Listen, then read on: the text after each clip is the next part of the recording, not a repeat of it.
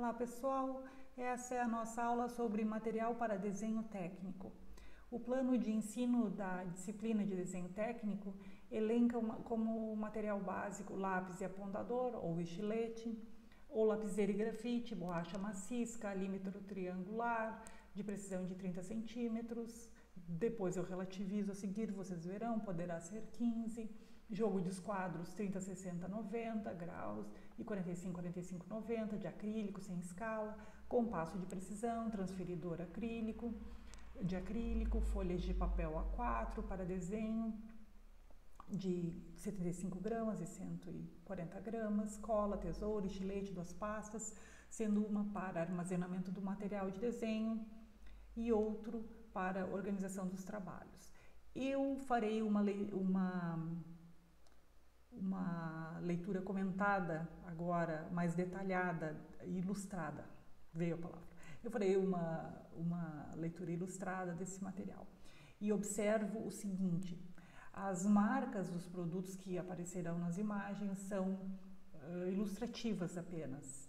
Elas foram escolhidas pela qualidade das imagens. Existe uma boa diversidade de produtos e marcas de desenho e ainda que em boa parte dos casos os preços estejam associados ao incremento da qualidade, muitas vezes é possível adquirir bons materiais com preços bastante acessíveis. Caso suas condições financeiras possibilitem, evitem adquirir materiais que a partida são frágeis ou quebradiços. Com a intenção de auxiliar na escolha de materiais, eu menciono algumas marcas que são tradicionais na área de desenho, que, portanto, são bastante confiáveis, sob o ponto de vista da qualidade e que podem ser encontradas facilmente, como a Faber-Castell, a DZTEC, a Pentel, a Staedtler e a Trident. Bem, a primeira dúvida que sempre ocorre aos alunos diz respeito ao grafite, tanto dos lápis quanto da lapiseira, porque quando vocês chegam para comprar uma lapiseira 05, 07 ou 09, em seguida perguntam qual o tipo de grafite. E aí começa uma série de dúvidas. O que eu quero dizer para vocês é que eu preparei essa lâmina para lidar com essas dúvidas, porque vocês precisam entender que existe um HB, uma zona central aqui, digamos, em relação à dureza dos grafites, não é? Que diz respeito a hard black e é mais que é escuro e duro, né? Que é para traçados, sempre aqui é o que é e para que serve, né? Para traçados finos e tons médios. Esse fine, esse fino, é para já para os mais finos, para os mais claros. Quanto mais para direita, mais escuro. Quanto mais para a esquerda, né, nós conseguimos traços mais finos, mais claros, né? O H é duro, o B é de black escuro.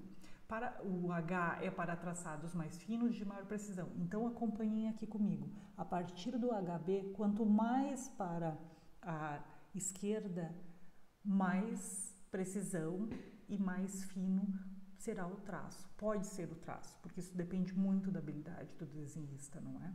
Mas para o mesmo desenhista, vamos tratar assim. Quanto mais para esse lado, mais macio tende a ser o traçado e mais escuro. E assim como aspecto negativo, eu coloco que quanto mais H, mais vincado fica o papel. E quanto mais B, mais sujo tende a ficar o papel. Claro que com habilidade nós tendemos a contornar esses efeitos negativos, digamos, esses aspectos negativos, certo? Então é disso que se trata. Esse retângulo que eu coloquei aqui foi para ajudá-los na escolha da compra da mina. Então, procurem ficar entre HB, um pouquinho B, um pouquinho H, um ou dois, né, níveis, chamemos assim, e assim vocês não terão grandes problemas de cair nos excessos, principalmente vocês que estão se aproximando do desenho técnico. Então, aqui, isso fica bem exemplificado, que para uma mesma tipo de lapiseira 05, nós temos diferentes tipos de mina. E aqui, então, né, na família do meio, do HB, e essas variações para um lado e para o outro. Isso funciona para as lapiseiras, isso funciona para os lápis também.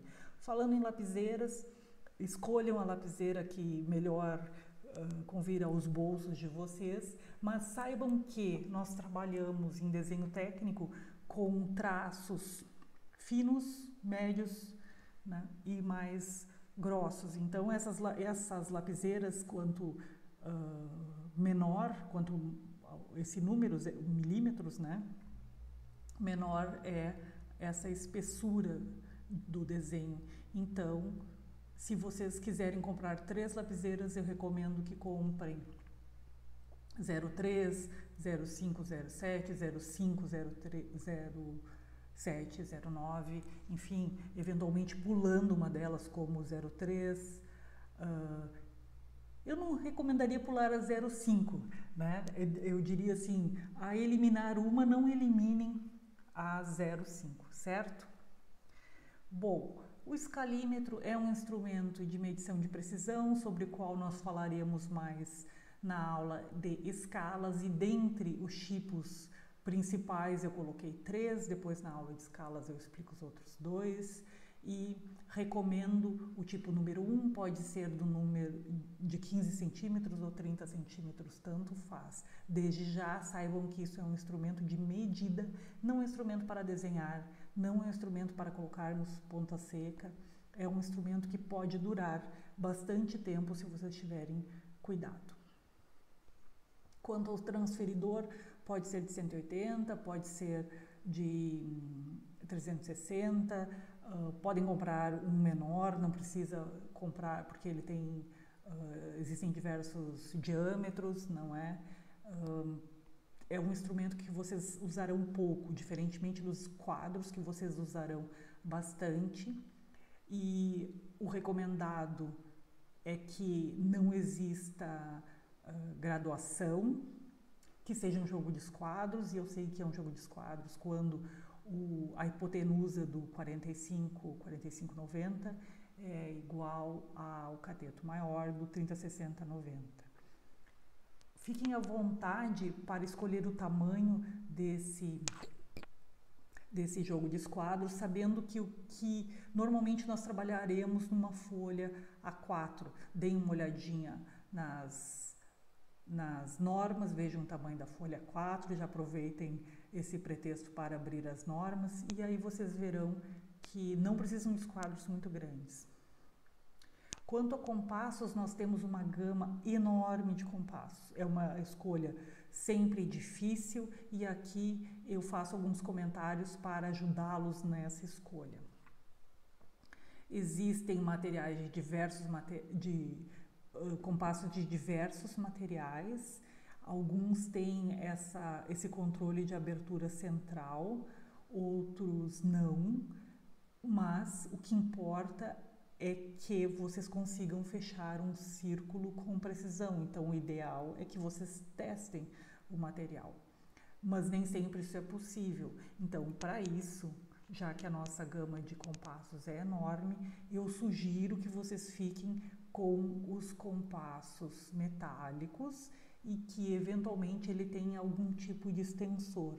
Mas, eventualmente, se isso não for possível, tranquilamente vocês conseguem comprar e ter bons resultados com... E nenhum deles, na verdade, é o ideal aqui, que tenha esse material, por exemplo, com esse desenho, ou eu não gosto particularmente desses que tem esse controle aqui, mas tudo é uma questão de adaptação.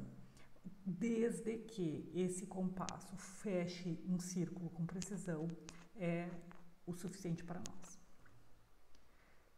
Aqui eu deixo uma imagem de um tipo de compasso, como eu falei para vocês, que tem algum tipo de regulagem, que tem extensão, esse aqui, e altamente recomendo. Mas isso é óbvio, né?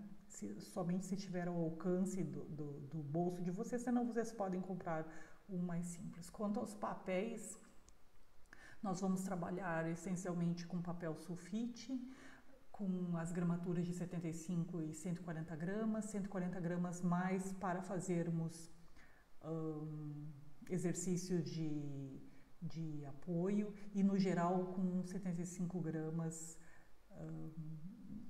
é o que mais trabalhamos, não é? Também a maior parte dos papéis serão A4 e não A3, mas eventualmente nós precisaremos de algumas folhas A3 para alguns trabalhos. Eu sempre avisarei com antecedência. Podem escolher papéis brancos, preferencialmente, porque inclusive os papéis reciclados já não são mais amarelados, também são brancos, então, principalmente considerando que vocês terão que enviar os exercícios em formato digital, eu acho importante que seja branco para garantirmos até maior contraste entre o desenho de vocês e o papel.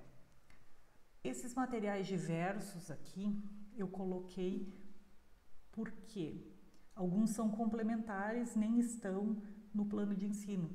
Está a tesoura, o estilete, cola, a borracha, mas esses outros, como a lixa, o bigode e a própria fita crepe, não estão, e agora eu explico então. A lixa serve para afiar tanto os lápis quanto a lapiseira quanto o compasso. A fita crepe serve para fixar a folha no papel, a fita durex também serve, fita adesiva também serve, mas eventualmente essa pode não colar tanto, pode ser melhor. Se vocês tiverem em casa também podem usar, às vezes vocês têm fita crepe, não tem fita adesiva, então usem a fita adesiva, não se preocupem. A borracha é importante que seja uma borracha branca, que apague bem, testem isso, porque algumas borrachas sujam o desenho. É importante que seja uma borracha de boa qualidade.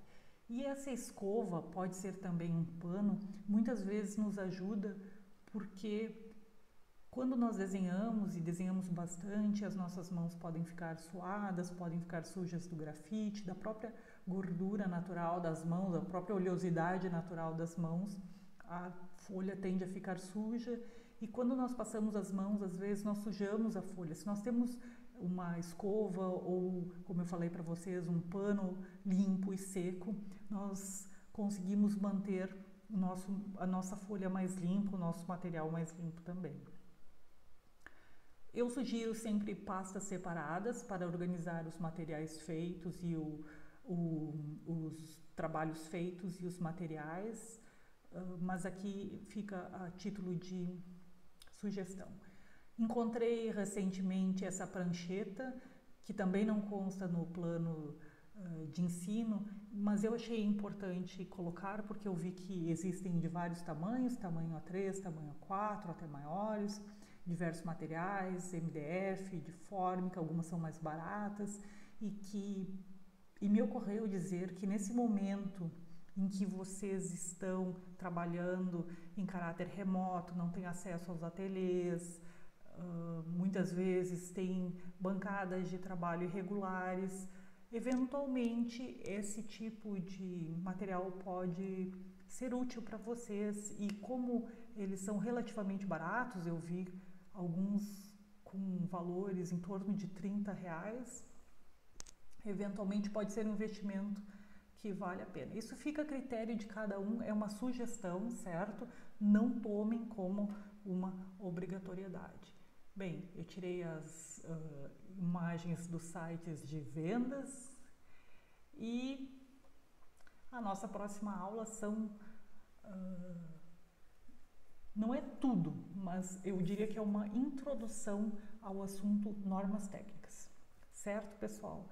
Eu, então, espero que, como sempre, qualquer dúvida que vocês tenham, entrem em contato, fico à disposição e até a próxima aula.